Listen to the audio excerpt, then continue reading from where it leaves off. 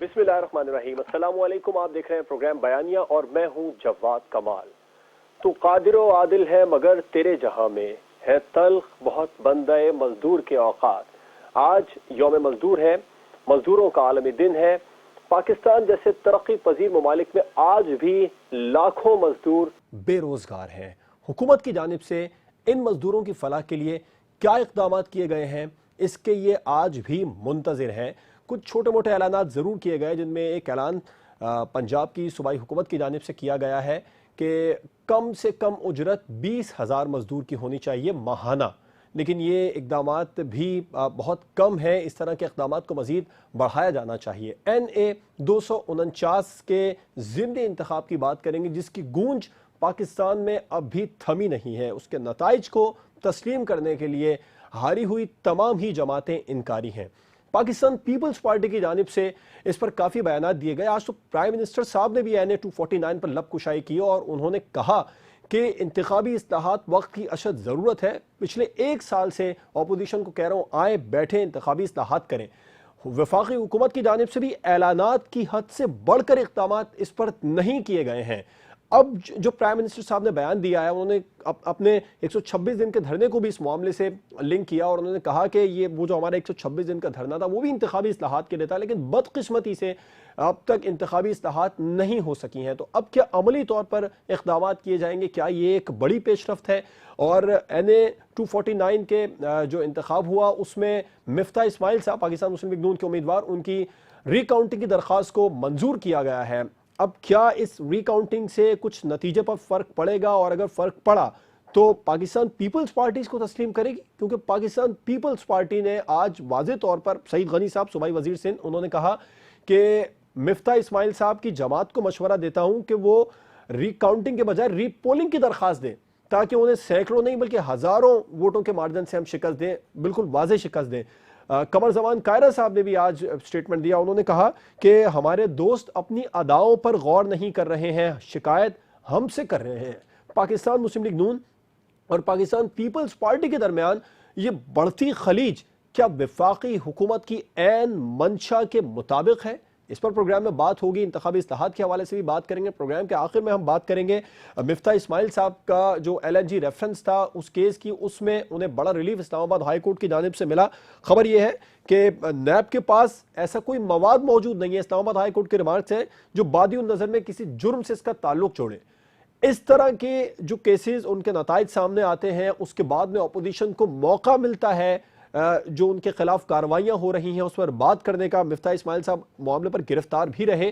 तो क्या नैब इस्लाहात के हवाले से भी अपोजिशन हुकूमत मिलकर बैठेगी? प्रोसिक्यूशन के अमल को इतना मजबूत बनाया जा सकेगा ताकि पाकिस्तान में ये जो नैब की कार्रवाइयां हैं इस पर भी अपोजिशन कोई सवाल ना उठा सके? अपने मेहमानों का आपसे तारुफ करवाऊंगा। हमें ज्वाइन किया पाकिस्तान मुस्लिम लीग नून के मेंबर कौमी असेंबली खेलदास कोहिस्तानी साहब ने। आपका बहुत शुक्रिया सर, प्रोग्राम में अपना कीमती वक्त देने के लिए। पाकिस्तान पीपल्स पार्टी से सेनेटर सहर कामरान साहिबा ने हमें ज्वाइन किया है। आपका भी बहुत बहुत शुक्रिया सहर कामरान साहिबा। खेलदास कोहिस्तानी साहब, आपसे आगाज करना चाहूंगा। मिफ्ता इस्माइल साहब को मशवरा दे रही है पाकिस्तान पीपल्स पार्टी, आपकी पूरी जमात को मशवरा दे रही है कि रिकाउंटिंग के बजाय अब रीपोलिंग पर जाएं, ताकि आपको सैकड़ों के बजाय हजारों वोटों के मार्जिन से शिकस्त दे सके। इस पर आप क्या रद्द-ए-अमल देंगे? बड़ी मेहरबानी। मैं तो बड़ा हैरान हूं कि जैसी जमात जो है वो भागना क्यों चाह रही है। पहले इलेक्शन से भागना चाहती, जब इलेक्शन हो गया है तो जिस तरह भी हुआ है, अब जब हम रिकाउंटिंग, जो हमारा कानूनी हक है, जो हम उसमें कोई रुकावट क्यों बन रही है, क्यों उसकी मुखालफत कर रही है और क्यों चाहती है कि रीपोलिंग। जब 4 मई को ये हेयरिंग होगी तो इंशाल्लाह हम अपने जो तहफ़्फ़ुज़ात हैं वो इलेक्शन कमीशन के सामने रखेंगे। फैसला जो भी है वो इलेक्शन कमीशन को करना है और इलेक्शन कमीशन से हम इंसाफ की उम्मीद रखते हैं। पीपल्स पार्टी वाले हौसला रखें और ये जो करने बताना चाह रहे हैं कि हम जीत गए, तो इनकी जाली जीत उसी तरह है जिस तरह 2018 में वाडा साहब शहबाज साहब से 700 वोटों से जीते थे और ये हमसे 650 वोटों से जीते हैं, मतलब ये बता रहे हैं। तो ये जाली जीत 3 साल के बाद उनकी भी सामने आ गई और इंशाल्लाह जो इन्होंने शादमाने बजाए उनके भी 4 मई को सब कुछ पता लग जाएगा।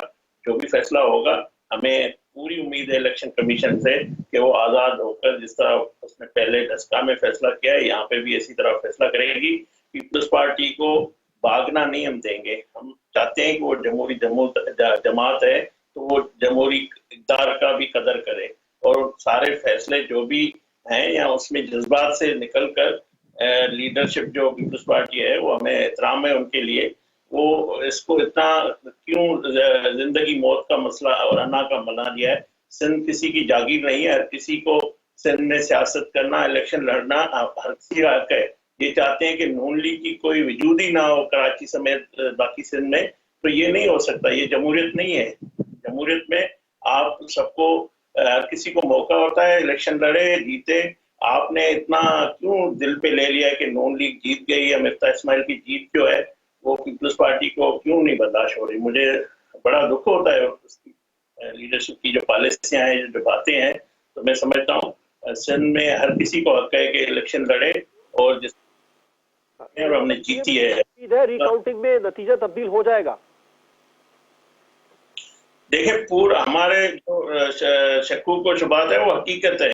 हम जो तहफ़्फ़ुज़ात कह रहे हैं, देखो वो दूध का दूध पानी का पानी हो जाएगा जब रिकाउंटिंग होगी। तो इसमें अगर पीपल्स पार्टी समझती है कि उनको मैंडेट मिला है तो वो उसको खौफ किस चीज की, किस बात का है, मुझे ये समझ में नहीं आ रहा है। काउंटिंग को छोड़ के रीपोलिंग की तरफ जाएं ताकि हम आपको सैकड़ों के बजाय हजारों वोटों से शिकस्त दें। खौफ की तो कई इस तरह की बात नजर नहीं आती। नहीं, इलेक्शन अगर कमीशन कोई भी फैसला करेगा तो हम ना कल भागे थे, ना आज भागेंगे, ना आइंदा भागेंगे। हम मुकाबला करेंगे और कराची ये जो बल्दिया है, पीएमएलएन का किला है, यहाँ नवाज शरीफ के नैरेटिव को वोट पड़ा है। बल्दिया की अवाम जानती है कि ना पीएमएलएन की वफाक में हुकूमत है, ना सिंध में हुकूमत है। उन्होंने 5 साल नवाज शरीफ साहब की कारकर्दगी और कराची के लिए जो अमन का जो अमन करना और जो मेगा प्रोजेक्ट देना, और उनको इन दोनों हुकूमतों ने तकमील तक नहीं पहुंचाया।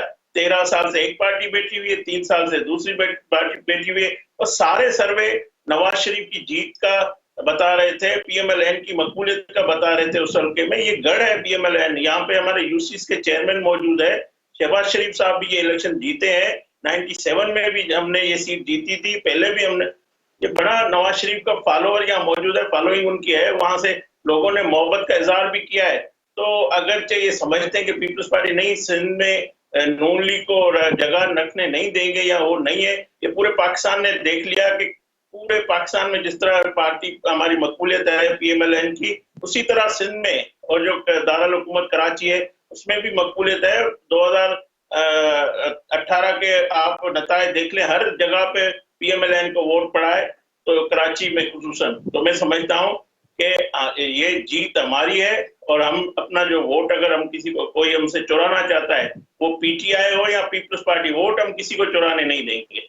ये जीत पाकिस्तान मुस्लिम लीग नून की है, ये कहना है खेलदास कोस्तानी साहब का। वो कह रहे हैं वोट हम चोरी नहीं करने देंगे, जीत को चुराने नहीं देंगे। खाकान अब्बासी साहब भी कह रहे हैं कि ये जो 249 का इलेक्शन था ये डस्का से ज्यादा मुतनाज़े बन चुका है। तो क्या इस तरह का फैसला आ सकता है 249 के लिए भी? डस्का में तो रीपोलिंग दोबारा हुई थी, फिर नतीजा भी तब्दील हो गया। जवाब सबसे पहले तो मैं आज यौम मजदूर के हवाले से शिकागो के उन मजदूरों को जिन्होंने अपनी जान का नजराना दिया, उनकी जिद्दोजहद को सलाम पेश करती हूँ। और पाकिस्तान के तमाम मजदूर तबका जो कि पाकिस्तान की तरक्की में एक फाल रोल अदा करते हैं, मैं उन सब की जिद्दोजहद को भी सलाम पेश करती हूँ। पाकिस्तान पीपल्स पार्टी वो पार्टी है जो सबसे पहले मजदूर पॉलिसी लेकर आई, जो मजदूरों की आवाज़ बनी। शहीद जुल्फ़िकार अली भुट्टो हो, बेनज़ीर भुट्टो साहिबा हो, क्या आज बिलावल भुट्टो जरदारी, आज जो है पीपल्स पार्टी ने लेबर कार्ड का भी इजरा किया। तो मैं ये समझती हूँ कि ये दिन सबसे पहले तो अपने मजदूरों के साथ यौम यकजहती का है कि हम आज के दिन नहीं बल्कि उनकी फलाह के लिए वो तमाम इक़दाम करें। क्योंकि अगर मजदूर जो हैं वो खुशहाल होंगे, वो मुतमईन होंगे, तो पाकिस्तान भी खुशहाल होगा, पाकिस्तान भी मुतमईन होगा। अब जहाँ तक कि इनकी कोहिस्तानी साहब की बात है या पीएमएलएन की लीडरशिप की बात है, तो मैं कहूँगी कि अफसोस तो यही है कि ये लोग खुश होते हैं, पीटीआई जीतती है ट्विटर पे और ये जीतते हैं पोल्स पे। तो बात यह है कि कुछ ग्राउंड रियलिटीज का भी ख्याल रखना चाहिए है। सबसे पहले तो मैं भी वही बात करूंगी जो कायरा साहब ने की कि आप अपनी अदाएं, अपना तर्ज अमल देखें। अपनी गुफ्तगू और अपनी जुबान देखें। यानी ये सीट तो प्लेट में रखे पीपल्स पार्टी इनको देने को तैयार थी, ठीक है, लेकिन जिस किस्म की लहजा गुफ्तगू जो है वो 12 मार्च के बाद शुरू हुई। अगर कोई ये कहता है कि ये ऑटोमेटिक तरीके से तलाल चौधरी का और हिना परवेज भट्ट साहिबा का और मरियम नवाज शरीफ साहिबा के अचानक से ही बयानात और स्टेटमेंट्स और ट्वीट्स आ गए थे, तो नहीं, इसका कोई ना कोई कॉन्टेक्स्ट जरूर था। और उस कॉन्टेक्स्ट को समझना होगा कि हमारी जो जंग थी इस नाअहल नालायक हुकूमत के खिलाफ, वो तीर आपने पीपल्स पार्टी की तरफ क्यों मोड़े? क्यों आप पीपल्स पार्टी को निशाना बनाना चाहा आपने? उसकी वजह क्या है? जहां तक इंतखाबात का है, हम ना खौफजदा है, ना हम कहीं भागे हैं, ना ही हमने इलेक्शन कमीशन के किसी फैसले से इख्तलाफ किया है। हमने बिल्कुल, ये इलेक्शन कमीशन का हक, इनका हक है, ये दरखास्त है, इलेक्शन कमीशन का राइट है कि वो जो है रिकाउंट करवाए, रीपोल करवाए या जो भी मर्जी फैसला ले, हम तो इससे कहीं बाहर नहीं गए। अब जो एक्चुअल जो चीज समझने वाली है नतीजा वो ये तब्दील है हो कि सकता है। अगर हो गया तो फिर पीपल्स पार्टी का क्या मौकिफ होगा? आप लोग फिर रीपोलिंग की एप्लीकेशन देने जाएंगे? जवाब, मैं जरा अपनी बात मुकम्मल कर लूं। एक तो मेरी आवाज भी रिपीट हो रही है। देखिए जवाब, पहली चीज ये है कि कुछ ग्राउंड रियलिटीज हैं। अगर ये समझते हैं कि मेहमान और जो है वो सीजनल जो है आपके कैंडिडेट्स हों जिनकी कॉन्स्टिट्यूएंसी के अंदर रूट्स ना हो और वो जीत जाएंगे, तो जरा मुश्किल है। पीटीआई जो है ये जो वो कह रही है, पीटीआई के गिले शिकवे हैं, तो मैं कहूंगी कि आप तो हर मैदान में हार रहे हैं पूरे पाकिस्तान में। उसकी वजह आपकी कारकर्दगी है, उसकी वजह आपकी झूठ है, उसकी वजह फैसल वाडा। अब आप ये देखें कि वो वाटर रिसोर्सेज के मिनिस्टर होने के बावजूद भी बल्दिया के मसाइल को हल नहीं कर सके। इसी तरीके से जो है पीएमएलएन, आपको आप कैंडिडेट ले आए, आप मौजूद रहते ना। जिस तरह से मंदोखेल साहब ने ना सिर्फ इलेक्शन लड़ा, अपने कम वोटों के बावजूद वो उस इलाके की जंग लड़ते रहे, कानूनी जंग लड़ते रहे, उसी हल्के में रहे। पीपल्स पार्टी ने काम किया, स्कीम्स दी और अपने वोट बैंक को, जो पीपल्स पार्टी का वोट बैंक था, उसको इंटैक्ट रखा। तो अगर आप अपने वोटर्स को निकालने में नाकाम हुए, तो ये आपको अपनी गलती को देखना चाहिए था, बजाय ये कि जब तक के रिजल्ट्स आपको लग रहा था कि आपके फेवर में है, आपकी कोई पूरा दिन किसी पोलिंग बूथ से कोई शिकायत नहीं आई। हमने सुना कैमरे लगे हुए हैं, हमने सुना कि जी फॉर्म 45 भरे जा रहे हैं, हम तमाम मीडिया रिपोर्ट्स को देखते रहे।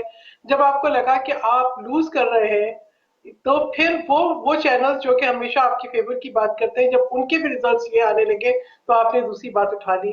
देखिए बात ये है कि हमें कोई खौफ नहीं है, ना ही हम तो इसीलिए कहते हैं कि आप रिकाउंट कराएं। अगर आपके हक में आता है, हम तो खंदा पेशानी से हर फैसले को कबूल करते हैं, चाहे वो ना हम हार के वो वेला करते हैं। आप ही देखिए लियारी का रिजल्ट रुका, ठीक है, आप ही देखिए कि लड़काना का रिजल्ट रुका गया। हमने तो उसके बावजूद भी, तमाम मुख्तसर तहफुजात के प्लीज जवाब बावजूद दीजिएगा। भी हम अगर जाके ये नेशनल असेंबली में बैठे। रिकाउंटिंग में नतीजा तब्दील हो जाता है, फिर पीपल्स पार्टी का मौकिफ क्या होगा? फिर आप लोग क्या रास्ता अपनाएंगे? देखें बात ये है, हम हमेशा जो एक कानूनी रास्ता होता है उसको इख्तियार करते हैं। जो फैसला होगा इलेक्शन कमीशन का, हम उसको एक्सेप्ट करेंगे। रिकाउंटिंग होगी, हम उसमें बिल्कुल, हम समझते हैं कि हमें उसमें, हम उसको अपोज नहीं कर रहे। हम तो ये कह रहे हैं अगर उससे भी आपका इत्मीनान नहीं हो रहा, उसके बावजूद भी आपका इत्मीनान नहीं हो रहा, तो आप रीपोल भी करा लें। लेकिन ये भी देखें कि आपका राइट विंग वोट जो है वो डिवाइडेड था टीएलपी की वजह से। तमाम अवामिल को सामने रखें, ग्राउंड रियलिटीज को रखें, लेकिन ये जो आपका लहजा है, ये जो आपका तर्ज गुफ्तगू है, ये जो आपकी लैंग्वेज है, इसको जरूर सामने रखें। और ये भी बताएं कि क्या वजह है कि आपने तमाम फोकस, अब आप हटाना नहीं चाहते पीटीआई को, अब आप चाहते हुए भी और इन तमाम फैक्टर्स के बावजूद कि आप पंजाब में उनकी हुकूमत गिरा सकते हैं, इवन सेंटर में भी गिर सकती है, आप नहीं गिराना चाहते। अब आप 5 साल देने की बात करते हैं, अब आप एक नैरेटिव पीपल्स पार्टी के खिलाफ बना रहे हैं। किस बात का खौफ है आपको? हम तो तमाम आपकी पिछली जो हमारे तलखियां हैं, जिस तरीके से पीपल्स पार्टी को मजालिम का निशाना बनाया गया है, वो हम तो उन सबको इग्नोर करके, जहां मरियम बीबी की बात आई, बिलावल भुट्टो जरदारी साहब ने आगे होकर डिफेंड किया। चाहे वो उनकी गिरफ्तारी के वक्त था, चाहे वो कराची वाले इंसिडेंट के वक्त था, चाहे वो कश्मीर में था, चाहे कोई और इशू था। लेकिन मुझे लगता है कि आप अपने जहन से वो नफरत और वो जो आपकी एक इंतकामी सोच है उसको नहीं निकाल सके, वो आज भी उसी तरीके से मौजूद है और उसका मुजाहरा हम बार बार देखते हैं। आप कैंडिडेट भी लाते हैं सेनेट के अंदर तो वो लेकर आते हैं जिसमें पीपल्स पार्टी के तहफुजात हो, आप टिकट भी देते हैं तो उसको देते हैं जिसके साथ मुजालिम की दास्तान हो। सैर कामरान तो साहब, बात ये अपोजिशन की दो बड़ी जमातों की एक दूसरे के खिलाफ नफरत, ये वफाकी हुकूमत को कितना फायदा देगी? ब्रेक पर जाएंगे, ब्रेक के बाद इस पर बात करेंगे। पीएमएलएन और पाकिस्तान पीपल्स पार्टी के दरमियान जो खलीज मजीद बढ़ती चली जा रही है, ये कितनी फायदेमंद पाकिस्तान तहरीक इंसाफ के लिए है? और प्राइम मिनिस्टर साहब ने जो आज दावत दी है एक बार फिर से अपोजिशन को कि आए बैठे इंतखाबी इस्लाहात पर काम करें मिलकर, ताकि आइंदा कोई उंगली ना उठा सके इंतखाबी नताइज पर, इस पर कोई पेशरफ्त हो सकेगी? एक ब्रेक के बाद इस पर बात होगी। खेलदास कोसानी साहब, प्राइम मिनिस्टर साहब ने एक बार फिर अपोजिशन को ऑफर किया, आप अपोजिशन की सबसे बड़ी जमात है पाकिस्तान मुस्लिम लीग नून, इंतखाबी इस्लाहात के लिए इक़दाम क्यों नहीं किए जा रहे हैं? उन्होंने ये भी कहा कि हमने तो 126 दिन का धरना भी दिया था मगर बदकिस्मती से अब तक इस पर इंतखाबी इस्लाहात पर काम नहीं हो सका, पिछले 3 सालों में भी कोई काम नहीं हो सका है। कोसानी साहब, अब अपोजिशन की पार्टीज को चाहिए हुकूमत के साथ मिलकर बैठे, हुकूमत बाकायदा तौर पर दावत भी दे रही है।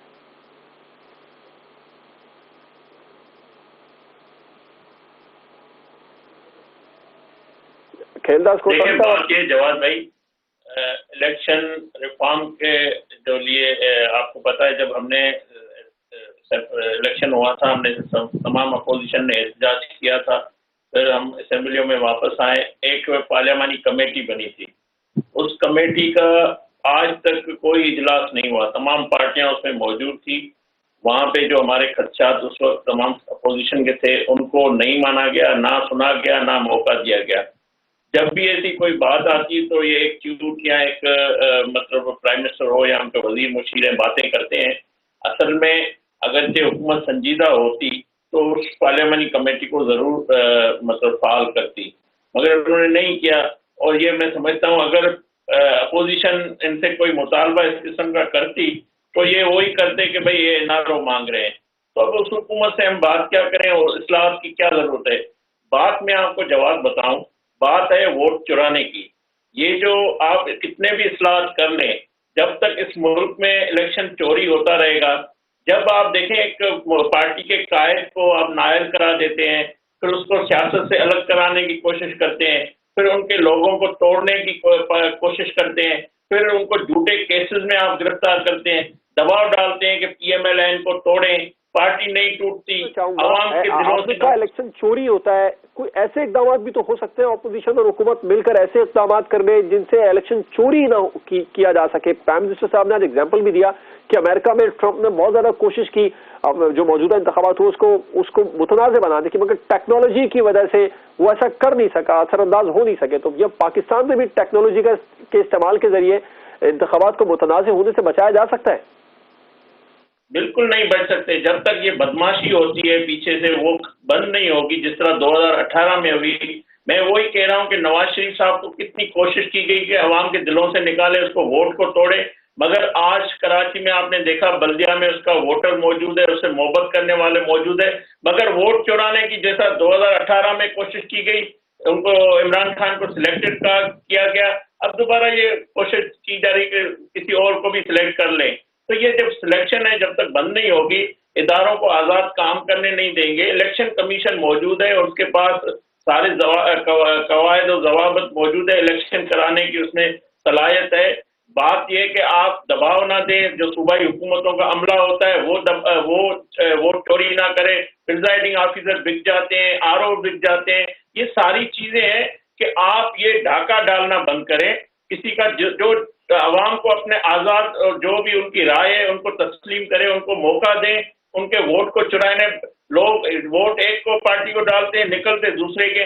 यार जब पूरी सर्वे बता रही है कि पीपल्स पार्टी कहीं, मेरा सवाल अभी भी वही है खेलदास साहब कि वोट चोरी होने से बचाने के लिए कुछ ना कुछ तो इस्लाहात होंगी, कोई ना कोई तो रास्ता होगा कि वोट चोरी ना हो सके। जिस पर भी आप इल्जाम लगा रहे हैं उसमें टेक्नोलॉजी का इस्तेमाल हो सकता है, इलेक्ट्रॉनिक वोटिंग मशीनों को लाया जा सकता है। आप वोटिंग मशीन में और आसानी हो जाएगी वोट चोरी करने की, मतलब उसको ज्यादा जगह मिल जाएगी चोरी करने की। बात ये नहीं है कि आप जितना भी कुछ हो रहा है, मैं समझता हूँ बात हमारी वही है कि हमारे वोट को चुराया ना जाए, चोर जो होता है वो चोरी से कभी भी नहीं रहता, चोर चोरी बार बार करता है। तो अगर जैसे 18 में हुई, अभी दस्का में कोशिश की गई, अब कराची में कोशिश की गई है, तो इससे इस्लाम कह रहे हैं मौजूदा हुकूमत से, पीटीआई से पूछो, वो कहते हैं 2013 में तो पीएमएलएन जीती थी, उसमें उनका वोट चोरी हुआ था। 33 हल्कों की आज प्राइम मिनिस्टर साहब ने बात की, 4 हल्कों का भी जिक्र किया, 126 दिन के धरने का भी बता दिया। मौजूद है कि वो इलेक्शन फेयर था। तो आज बताया गया कि मुतादिद हल्के हैं जहां पर बेजाब्तगियां बेकायदगियां हुई हैं। तो NA 249 के हवाले से मैं जिक्र कर रहा हूं। मैं कहता हूँ बेकायदगियां हुई, करने वाले कौन है? ये अमला जो इलेक्शन कमीशन का अमला नहीं होता है, ग्राउंड पे जाके जो रिटर्निंग अफसर होते हैं या RO होते हैं, ये सारे जो उनके नीचे अमला होता है वो सूबाई हुकूमतों का होता है। सईद गनी साहब जो एजुकेशन के मिनिस्टर है, वो पानी बांट रहे थे, वो पैसा बांट रहे थे, वो राशन बांट रहे थे। इलेक्शन कमीशन को चाहिए था कि उस वक्त इस पे कदम उठाते, वो भी नहीं उठाया। बाद में वो जाके मैनेज कर रहा था इलेक्शन को। अगर सूबाई हुकूमतों के वसाइल और जो पैसा अगर खर्च होगा तो ज़्यादा इलेक्शन चोरी होगा।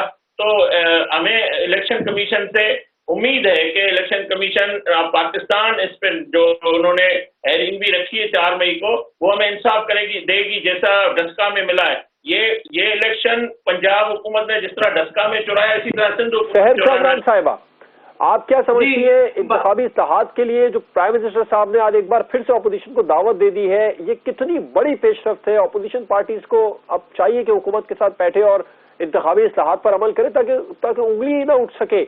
उन्होंने बहुत सारी मिसालें भी दी, प्राइम मिनिस्टर साहब ने अपने 126 दिन के धरने की मिसाल दी, 2013 के इलेक्शन की बात की, और फिर उन्होंने अमेरिका में भी जो इलेक्शन हुआ उसकी भी बात की कि बहुत ज्यादा मुतनाज़ बनाने की कोशिश की गई ट्रंप की जानिब से, लेकिन चूंकि टेक्नोलॉजी का इस्तेमाल अच्छा था, वहां वोट चोरी इतनी आसानी से हो नहीं सकता, जिसकी वजह से इलेक्शन ना मुतनाज़ हुआ, ना इंतखाबात पर उंगली उठ सकी।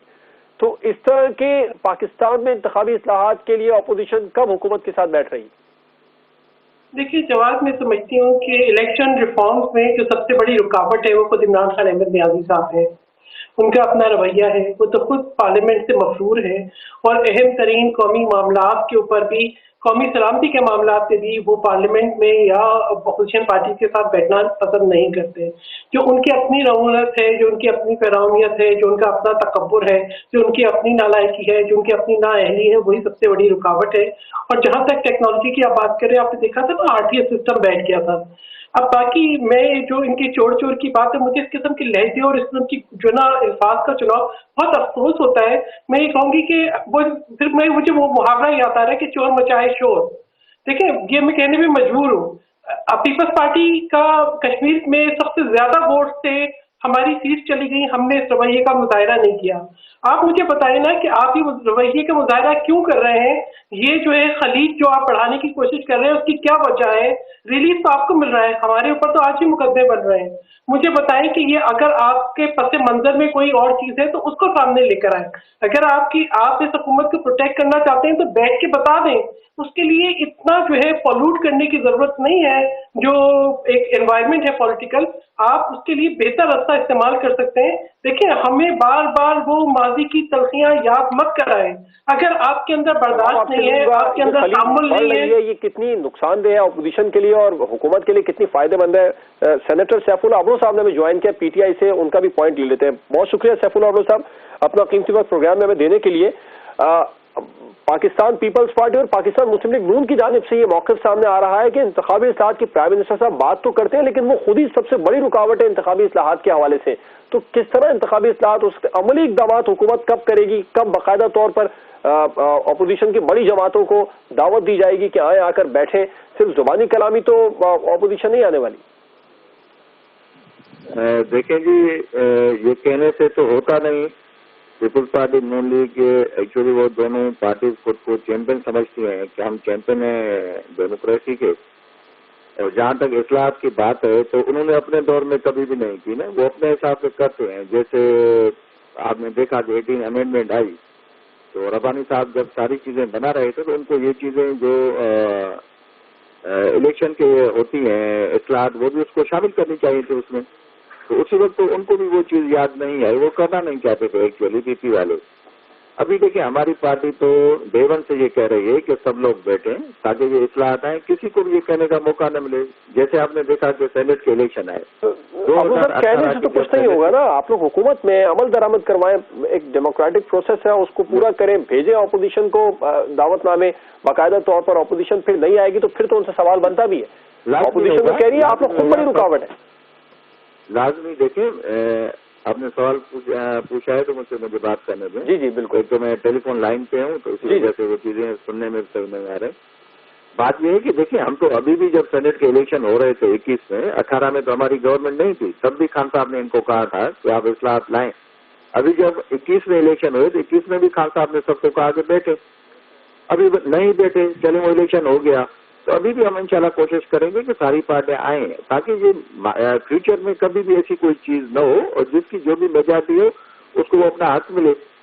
तो हम अभी भी कोशिश करेंगे कि सारी पार्टियां जो ऑन बोर्ड आ जाएं और वो पार्लियामेंट में बैठें, चाहे वो सेनेट हो या कौमी असेंबली हो। तो लाजमी हमारी पार्टी अभी भी चाहेगी, क्योंकि जो बुनियादी चीजें हैं खान साहब उस पर कभी भी कंप्रोमाइज नहीं करेंगे। हमें इससे कोई सरोकार नहीं कि कौन जीतता है। हम चाहते हैं कि ये निजाम में ऐसी तब्दीली आए ताकि आइंदा जब भी कोई इंतखाबात होते हैं तो किसी को भी कोई जवाब न मिले किसी भी क्रिटिसाइज करने का। ठीक, तो अमली तौर पर मेरा सवाल यही है कि अमली तौर पर कब इकदाम होगा? एक जमहूरी प्रोसेस है, उस पर अमल दरामद कैसे होगा? अपोजिशन जमातों को बाकायदा तौर पर दावतनामे भेजे, बिठाए और मसाइल को हल करें। ऐसा लगता है पीटीआई 126 दिन धरना दिया इंतखाबी इस्तेहाद के लिए, मगर हुकूमत में आने के बाद सब भूल गई। नहीं, ऐसे नहीं है। इंशाल्लाह हमारी पार्टी करेगी। इंशाल्लाह जल्द जो है ना ये चीजें अभी लाजमी है, उसमें सब पार्टी में बैठना है। हमारी पार्टी अभी जैसे ये ईद के बाद ये कोविड के सेशन वगैरह, लाजमी कोविड की वजह से सारी जो पार्लियामेंट है वो सारी बंद पड़ी हुई है, तो लाजमी लीडरशिप कैसे बैठेगी। अभी ईद भी आ रही है, 7-8 दिन 10 दिन बचे हैं, तो इसके बाद लाजमी कमिंग टाइम में हमारी पार्टी बाज़ाब्ता सब लोगों को इन्फॉर्म भी करेगी। हम कोशिश करेंगे कि सब बैठे, लेकिन ये लोग ईद के बाद आप ये कह रहे हैं बाज़ाब्ता तौर पर, क्योंकि प्राइम मिनिस्टर साहब ने कहा कि 1 साल से अपोजिशन को कह रहा हूँ आए बैठे, लेकिन वो सिर्फ कह ही रहे हैं। दावतनामे अब ईद के बाद आप लोग भेजने जा रहे हैं। फैसले करेगी हमारे जो भी लॉ मिनिस्टर होंगे या हमारी और जो सीनियर लीडरशिप है, वो बैठ के वो लाए अमल तैयार करेगी और ऑफिशियली सबको बुलाएंगे। अभी देखें, अभी तो जो कराची का इलेक्शन हुआ है तो उसपे तो नून लीग ही खुद इन पे ऑब्जेक्शन कर रही है ना। आज नून लीग ने इनको चैलेंज किया है ना, हमारी पीटीआई ने भी चैलेंज किया है इनको इलेक्शन कमीशन में। तो देखें पीपुल्स पार्टी को खुद भी अपनी चीजें जो सिंध की चीजें हैं सब लोगों के सामने आ रही है ना कि सिंध में पीपुल्स पार्टी कैसे जीतती है, जहाँ उसका नामो निशान नहीं है, हल्के में झंडा नहीं है, उनके सर्वे में कहीं भी उनकी पोजीशन नहीं है। पहले उनके 1000-1200 वोट आ रहे हैं, 3 घंटे के बाद इलेक्शन के रिजल्ट आना बंद हो जाते हैं। उसके बाद सईद गनी अनाउंस करते हैं कि भाई हम अभी लीड कर रहे हैं। सईद गनी कौन होते हैं अनाउंस करने वाले? ये इलेक्शन कमीशन ने अनाउंस करना था। तो ये चीजें तो वाजे आ रही है ना कि जहाँ जिसकी मेजॉरिटी, ये तो पीपुल्स पार्टी नून लीग की ये कोशिश होती है कि ये धांधली करके सीटें ले जाए, और सिंध में तो पीपुल्स पार्टी धांधली से जीतती है अभी हमेशा।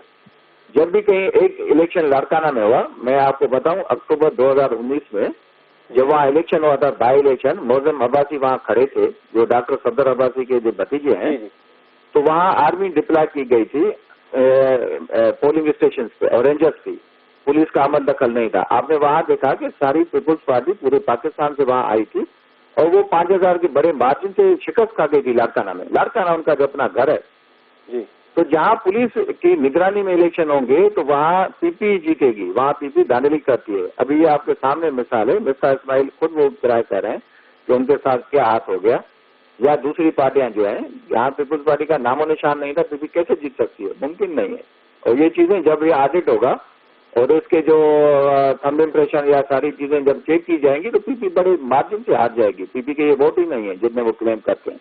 जी सैर कामरान साहब, आप काफी ज्यादा इल्जाम सैफुल्लाह अब्लू साहब ने पाकिस्तान पीपल्स पार्टी पर लगा दिए हैं। उनका पुलिस के बगैर तो इलेक्शन ही नहीं आप लोग जीत सकते। अभी भी रिकाउंटिंग में भी बहुत फर्क पड़ेगा और इस तरह के जो इंतखाबात होंगे उसका नतीजा ही तब्दील हो जाएगा। बात ये है जवाब, मैं मीडिया की रिपोर्ट सुन रही थी सारा दिन, कोई शिकायत नहीं, कैमरे लगे हुए हैं, तमाम पोलिंग एजेंट्स मौजूद हैं। ठीक है, अब जो पीटीआई कह रही है, पीटीआई की तो कॉल फिर में इतना तजाद है कि मैं समझती हूँ कि इनकी किसी बात के ऊपर तो ये खुद भी यकीन नहीं करते। आप एक कैंडिडेट ऐसा लाते हैं जिससे आपकी पार्टी के अपने अंदर जो है इख्तलाफात उभरते हैं। शेर जमान साहब की एक वीडियो जो है, एक ऑडियो जो है वो वायरल हुई कि जी उनके वहाँ पे कैंप के अंदर लोग जो है बैठने को तैयार नहीं थे। मसला ये कि आप कब तक सोशल मीडिया पे जीतेंगे। फिर उन्होंने कहा जी सईद गनी साहब रिजल्ट अनाउंस कर रहे थे। सईद गनी साहब फॉर्म 45 की बुनियाद के ऊपर अपनी पार्टी के रिजल्ट अनाउंस कर रहे थे। टेलीविजन पे और मीडिया पे रिजल्ट जो है वो सईद गनी साहब अनाउंस नहीं कर रहे थे, वो आपकी अपनी सोर्सेस बता रही थी। लेकिन बात यह है कि इस किस्म की जो है इल्जामात लगाना करना, ये तो पीटीआई तो खुद देख है ना कि क्या उसका रहा है, माजी हर जगह पे क्यों हार रही है। क्या इनके अपने मेंबर्स, इनके अपने अंदर से आवाजें नहीं आ रही, इनके अपने अंदर धड़ेबंदी नहीं है, क्या इनको बार बार इनके इत्तेहादी वार्निंग नहीं दे रहे, क्या सेनेट के इलेक्शंस के अंदर इनके अपने लोगों ने इल्जाम नहीं लगाया था कि कितने करोड़ का टिकट बिका है। ये तो सैफुल्लाह भुट्टो साहब बता सकते हैं कि भाई कितने करोड़ का टिकट था। तो ये तमाम बातें हमने नहीं की, ये इनकी पार्टी के अपने अंदर से आवाजें आई हैं। तो मैं समझती हूँ कि अपने अंदर की आवाजों को देखें, अपनी नाअहली, अपनी नालायकी को देखें। अगर आप अपने वोटर्स को नहीं निकाल सके, अगर उन्हें आप पे अदम एतमाद किया है, तो फिर आप उस सब तमाम अवामिल को सामने रखें और बेहतरी का कोई रास्ता निकालें। आप कब तक ये सोचेंगे कि आप आएंगे, कोई जो है वो मेहमान गेस्ट आएगा, टॉफियां बांटेगा और सोचेगा कि मैं जीत जाऊंगा। कोई ये सोचेगा कि जी हम सारा साल जो है कोई काम नहीं करेंगे। उन्होंने फैसल वाडा साहब ने तो आके बल्दिया में रहना था ना, तो फिर वो क्यों नहीं आके बल्दिया टाउन में रहे। वो इलेक्शन जीतने के बाद, वो इलेक्शन के ऊपर जो है जो उन्होंने बेईमानी से जीता, उसके बाद भी उन्होंने नजरे करम नहीं की कि यहाँ से मैं जीत गया हूँ, मैं तलके पे कोई नजरे करम ही कर दूं। बात यह है कि आप लोग सवाए जो है वो सिंध को और सिंध के रिसोर्सेज को निचोड़ने के और कुछ नहीं करते। इमरान खान अहमद न्याजी साहब ऐलान करते हैं 1100 बिलियन का पैकेज, 162 अरब का पैकेज, और वो पैकेज अनाउंस होते हैं, उनमें से रुपया नहीं आता। इसी तरीके से जब आप भी कहते हैं कि इमरान खान अहमद न्याजी साहब कहते हैं सिंध हमारा सूबा नहीं है, जब आपकी अपनी सोच के अंदर ये चीज हो कि ये आपका सूबा नहीं है और फिर आप ये कहें कि वो सूबा आपको कबूल कर ले। पीपल्स पार्टी की अगर आप परफॉर्मेंस देखें, सबसे ज्यादा जीडीपी, सबसे ज्यादा रेवेन्यू कलेक्शन, सबसे ज्यादा हेल्थ के अंदर जो है पीपल्स पार्टी ने जितनी, मैं समझती हूँ कि बेहतरीन इंफ्रास्ट्रक्चर बनाया, जिस तरीके से कोविड के और पाकिस्तान मुस्लिम लीग नून के दरमियान बढ़ती खलीज वफाकी हुकूमत को कितना फायदा दे रही है और अपोजिशन को कितना नुकसान दे रही है। आने वाले दिनों में ये खलीज सियासत के रुख को किस तरफ ले जाएगी, एक ब्रेक के बाद फरमा दूंगी।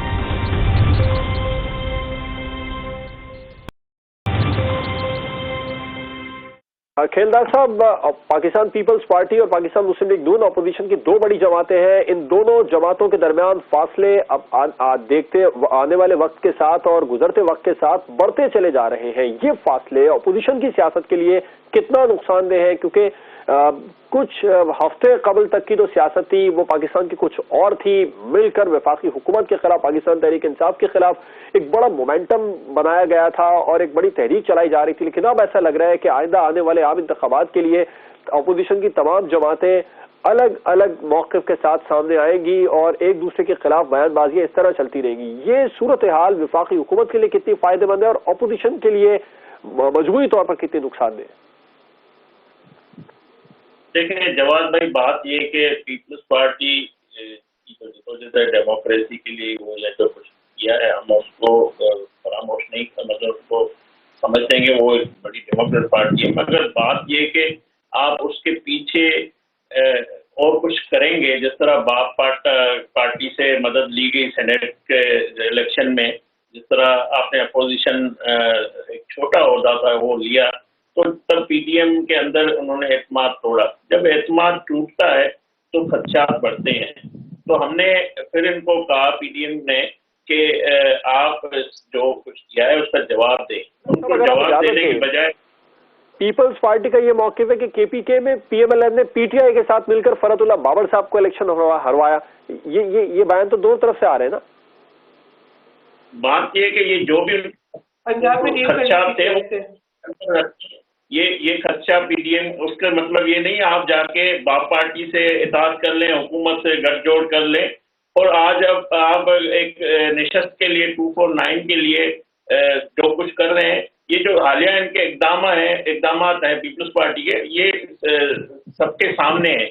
इसके छोटे छोटे ये मुफादात है। इन्होंने अपनी बड़ी जिदोजहद के लिए, जो इतनी बड़ी इनकी पार्टी है, इनकी इतनी बड़ी कुर्बानी है, उनको ये ज़ाया कर रहे हैं। लोग देख रहे हैं कि आज प्रो एस्टेब्लिशमेंट कौन है और लोग अच्छा नहीं समझते प्रो एस्टेब्लिशमेंट।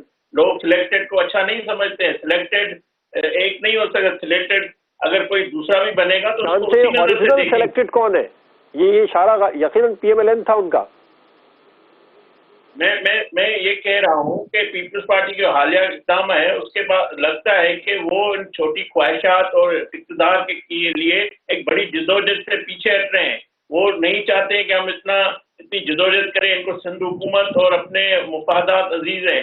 देखिए, जब आप जिदोजहद में निकलते हैं सारे नुकसानात भी होते हैं, उसमें कुर्बानी भी देनी पड़ती है, उसमें आपको आगे बढ़ने के लिए सब कुछ करना है। इतनी PDM की बड़ी जिदोजहद थी, उसको पीपल्स पार्टी ने इस छोटे तीन जो इक़दाम किए, मैं समझता हूँ उसको नुकसान हुआ है। मगर PDM अपनी जगह मौजूद है और PDM के दरवाजे आज भी इनके लिए खुले हुए हैं। PDM सबकी है। बात यह है कि अगर आप जो आपने गलतियां की है या जो कुछ आप कर रहे हैं उसको आप तस्लीम नहीं करेंगे, आप आके उसका जो भी वजूहात है बताएंगे नहीं, तो मैं समझता हूँ इससे नुकसान ज़ाहिर जमहूरी जदोजहद को होगा। मगर हमारी जो सिमत है हमारी लीडरशिप की, PMLN और बाकी PDM जमायतों की, वो दुरुस्त सिमत है, उसको लोग मान रहे हैं, उसको वोट मिला है। यहाँ JUIF ANP हालांकि अलहदा हो गई, मगर उन्होंने फिर भी मिफ्ता इस्माइल को सपोर्ट किया। बल्दिया की अवाम ने PDM को सपोर्ट किया, इसलिए सपोर्ट किया कि हम दुरुस्त सिमत में हैं। उनको पता है कि PMLN और JUIF के पास बहन साहब, पाकिस्तान पीपल्स पार्टी ने PDM को तोड़ने के लिए इकदाम किए, ये खेलदास साहब कह रहे हैं, और उन्होंने कहा कि अब भी दरवाजे खुले, लेकिन जो PDM या अपोजिशन बटी तकसीम हुई, उसकी जिम्मेदार पाकिस्तान पीपल्स पार्टी है। कितना फायदा इनडायरेक्टली वफाक को पहुंचाया गया या वफाक में मौजूद जमात पाकिस्तान तहरीक इंसाफ को पहुंचाया गया पीपल्स पार्टी की जानिब से? ये दो जमातें अपोजिशन की हैं, इनके दरमियान बढ़ते फासले हुकूमत को फायदा दे रहे हैं डायरेक्टली इनडायरेक्टली। लेकिन जवाब अब जरा सा मुझे बहुत ब्रीफली क्रोनोलॉजिकल मैनर में मुझे ये बताने दें कि हुआ क्या है। पहली चीज ये है कि मुझे ये बताएं कोहिस्तानी साहब के हमजा शहबाज की रिलीज के बाद और डॉक्टर अदनान की वापसी के बाद क्या सिलसिले शुरू हुए। मरियम नवाज साहिबा जो है इस्लामाबाद में चेयरमैन सेनेट के इलेक्शन से पहले डिनर था, उसमें नहीं आई। उसके बाद जिस दिन चेयरमैन सेनेट का इलेक्शन हुआ और उनका इलेक्शन चोरी हुआ, बल्कि डाका डाला गया, उनके वोट से उनको खींच के छीन के जो है फौरी तौर पर उन्होंने जो है रिजल्ट पीपल्स पार्टी के अगेंस्ट अनाउंस किया। लेकिन उसके बाद तलाल चौधरी की ट्वीट ऑटोमेटिक आई थी, किस पस मंजर में आई थी, ये 12 मार्च की बात कर रही हूँ मैं। उसके बाद फिर मरियम नवाज साहिबा की और जो स्टेटमेंट्स आई पीपल्स जो PMLN की लीडरशिप की और JUI की कि उन्होंने मुंसलिक किया, PDM की मीटिंग 2 दिन के बाद होने वाली थी, लेकिन इन्होंने इस्तीफों को लॉन्ग मार्च से मुंसलिक किया। और उसके बाद जब हमारे कुछ सवालात थे कि अगर ये इस्तीफे दिए और बाई इलेक्शंस हुए तो हम पार्टिसिपेट करेंगे या नहीं करेंगे और क्या नताइज होंगे, और पीपल्स पार्टी ने कहा हम अपनी CEC की तरफ रेफर करेंगे। तो जो उसके बाद एक तल्खुतुन जुमले, एक अजीब व गरीब किस्म की ट्वीट और वो तमाम एक सिलसिला शुरू हुआ। मैंने आपको पहले बताया हम तो ये सीट इनको प्लेट में रख के दे रहे थे, मगर मैं कहूँगी कि आप 21 मार्च की जो यूथ कन्वेंशन था उसे जो मरियम नवाज साहिबा की जो स्टेटमेंट थी वो भी याद रखें। उससे पहले हिना परवेज भट्ट साहिबा का ट्वीट भी याद रखें, मरियम साहिबा के ट्वीट्स और स्टेटमेंट्स भी याद रखें। तो अब मेरा ये सवाल बनता है कि बताइए कि ऐसा क्या हुआ कि PDM को तोड़ना आपका मफाद बन गया। आप ये बताएं कि PDM का कयाम तो पीपल्स पार्टी ने किया था ना। ये पीपल्स पार्टी के चेयरमैन बिलाल भुट्टो जरदारी साहब की बुलाई हुई APC थी जिसमें इसका कयाम हुआ। ये आपने इस किस्म का लहजा, इस किस्म की गुफ्तगू, इस किस्म की जो है जुबान क्यों इस्तेमाल की जिससे खलीज बढ़े? और उसके बावजूद भी हमने तहम्मुल से बात की। ये दोनों बीमार हो गया। उसके बाद जो है मरियम नवाज साहिबा भी और मौलाना फजल रहमान साहब भी, और हमने कोशिश की कि हम एक रिस्ट्रेंट का मुजाहरा करें। आसिफ जरदारी साहब ने मौलाना साहब को गुलदस्ते भी भिजवाए रहे। आप कह रही हैं कि PMLN मांग ली थी, मरियम नवाज साहिबा ने स्टेटमेंट दिया कि नवाज शरीफ साहब से सेनेट की अपोजिशन लीडरशिप मांग लेते पार्टी वाले। जवाब जरूर देने दें, जवाब जरूर देने दें। इसाक डार साहब खुद ये बता चुके हैं कि आसिफ अली जरदारी साहब का फोन आया और वो इससे बात करना चाह रहे थे। हमारे तहफ़्फ़ुज़ात थे कि आपका जो कैंडिडेट है वो बेनज़ीर भुट्टो साहिबा के केस में उन लोगों का वकील है जिन्होंने जाए शहादत को धोया। हमारे वर्कर्स के इस पे जज्बात जो है वो बहुत कम है। सेनेटर कामरान साहब, डिबेट लंबी भी हो सकती है इस पर, तो पीएमएल का मौक़िफ़ है कि यूसुफ रज़ा गिलानी साहब भी ज़ियाउल हक की काबीना में किसी न किसी तरह डायरेक्टली इनडायरेक्टली थे। देखिए, बात यह है कि आज इनके साथ बहुत से ऐसे लोग बैठे हैं जो कल पीपल्स पार्टी के साथ थे और आज जो है वो इनके साथ बैठे हैं। मैं उनके नाम नहीं गिनवाना चाहती, मैं लोग पार्टी छोड़ते हैं और आते हैं। बात यह है कि आप आज की बात करें कि आपने अख्तर मेंगल साहब आए ऑपोजिशन में, हमने वेलकम किया। अगर 3 प्राइवेट मेंबर्स जो हैं वो इनके अपने एक मेंबर की बड़ी जमातें ये तकसीम हो गई, विफाकी हुकूमत का ये ख्वाब था, इसका फायदा विफाकी हुकूमत को वक्ती तौर पर तो हो गया, लेकिन 2023 के आम इंतखाबात में ये फेस सेविंग नहीं है पीटीआई के लिए।